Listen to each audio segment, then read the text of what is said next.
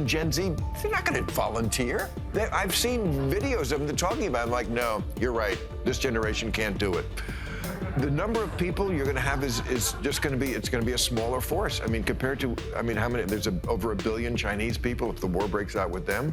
I mean, I don't want to get cataclysmic about this. These wars don't just happen out of thin air. I think that's my point. No, but we didn't start them. We didn't invade Ukraine, and we didn't attack Israel. That's a silly thing to say. I think the Iraq War. It's always very interesting how feminists are not happy when their ideology reaches its end conclusion, and that is exactly what was underscored in this recent debate between Bill Maher and Tulsi Gabbard, where Tulsi silences Bill on this question of feminism and whether or not women should be drafted into war. I'm Vince for Resist the Mainstream. If you enjoy our content, be sure to hit that like button and subscribe so we can keep bringing you videos like this. And without further ado, let's get into today's reaction clip. Okay, here we are in overtime. I know I'm not in my suit. You'll have to watch the show to know why, but we're here with Chris Matthews and Tulsi Gabbard, and the first question is to you. Tulsi, should women be required to register for the military draft? I saw this. This is so interesting. The Democrats, so great at politics. I don't know why they brought it up now. I mean, men, I almost forgot this. Men do still have to register for the draft. Nobody gets... Well, this is actually something that they also just changed in the legislation through the National Defense Authorization Act. Just a few weeks ago, is now men don't have to register because they're automatically registering them as soon as they turn 18. Okay. So you don't have to actually, you don't get to fill out a card or anything anymore. But I mean, I remember I was about to be registered when I just turned 17 in 1973 when they were still drafting for Vietnam, and it was like, that was the year. It was like, oh, we're not, oh, it's like, oh boy, did I luck out on that one. But they still registered you. Now the Democrats in an election year have brought this up for I don't know what reason, saying now we want women to register because there's 250,000 women in the military right now. And if something was so catastrophic that we did have to draft people, why shouldn't women go? But why bring it up in an election year are my two questions.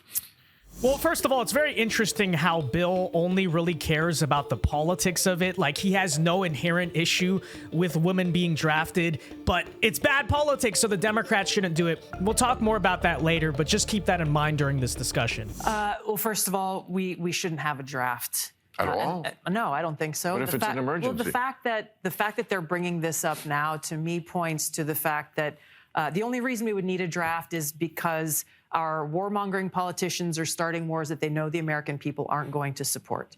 When you look at what happened after they didn't start the wars. Well, when you look at what happened, you look at what happened after the attack on Pearl Harbor. Thousands and thousands of people from all across the country set aside their lives and volunteered because they wanted to go and fight for freedom and security and for peace. And you look at what happened after the attack on 9/11. So many Americans like myself, we enlisted to be able to ensure the safety, security, and freedom of the American people. And so when you look, to me, it's a big red flag that they're bringing this up right now. First of all, as we have multiple wars burgeoning around the world. But as a you know, I've been deployed 3 times to different war zones.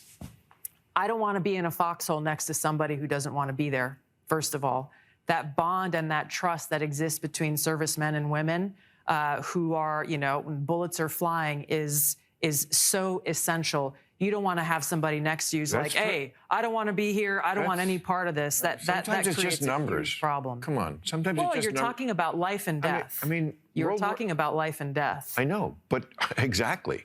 And if we need that numbers of troops, there just are the people in Gen Z. They're not going to volunteer. I've seen videos of them talking about it. I'm like, no, you're right. This generation can't do it. The number of people you're going to have is just going to be, it's going to be a smaller force. I mean, compared to, I mean, how many, there's over 1 billion Chinese people if the war breaks out with them. I mean, I don't want to get cataclysmic about this. These wars don't just happen out of thin air. I think that's my point. No, but we didn't start them. We didn't invade Ukraine, and we didn't attack Israel. That's a silly thing to say. I think the Iraq War was coming right out of the Dick Cheney's office. Right. That's true. Oh, but that war. That's true. Yeah, that okay, one. well, that's not Biden. Well, that's 200,000 dead people over there, and 4,000 of our people, and that was created by the neocons and Dick Cheney. Yeah. They did it. They did it in the op-ed pages of our major newspapers. They started the war, and they enjoyed it. They did. So there you have the exchange over the draft. Should the draft exist? Should women be drafted, etc.? Lot to unpack there. First of all, Bill Maher talks about how, oh, America did not start the wars in Israel and Ukraine, etc., which is kind of true. I mean, you can make the different arguments, but okay, let's say that is true. I think that still proves the point, though, because the point that Tulsi Gabbard was making is that if there is a war that is actually important to America, if America is directly provoked or attacked, in the example of Pearl Harbor, in the example of 9/11, more than enough Americans will happily go and sign up voluntarily to go fight for the military. But the reason why I think the argument she is making, the draft exists, is precisely for wars that the American people don't really support, right? Americans will happily die for their country, but will they die for Ukraine? Will they die for a war in Israel? Did they want to die for a war in Vietnam that most people didn't understand? Not necessarily, and that is exactly why Tulsi Gabbard is making the point. Now, let's go back to the whole talk about feminism and whether or not women should be drafted, because in relation to this bill that the Democrats tried to pass, it's objectively stupid, okay? Let me just go out and say that first and foremost. I do not believe that women should be part of the selective service, but that said, in a way, in a cynical perspective, I'm almost glad that they did it, because maybe it'll be a wake-up call to the feminists, right? Because I can happily say, from my worldview, that I don't believe women should be drafted because I don't believe that their place is on the battlefield. But what is that? That is a quote-unquote sexist perspective, they would say, right? That is a view of the patriarchy or whatever. Under true feminist ideology, if it is actually true that men and women are equal, men and women are the same, they have the same roles in society, and even go so far as to say it is perfectly fine for men to compete against women in sports, why should it not also be the case that if men have to be a part of the draft, if men have to go fight war,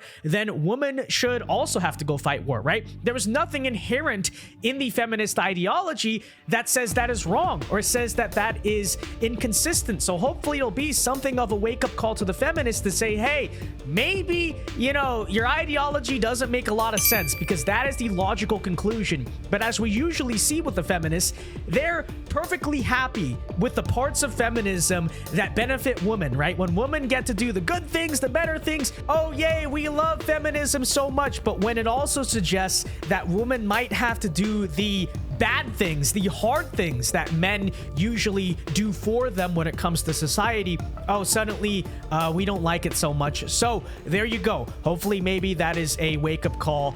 And as for Bill Maher, I don't understand exactly why he thinks women should go fight wars. That's kind of a odd opinion. I'd almost say to a degree it's woke, but whatever, it is what it is. That said, folks, let me know your thoughts in the comment section down below. But until next time, I've been Vince with Resist the Mainstream. Peace.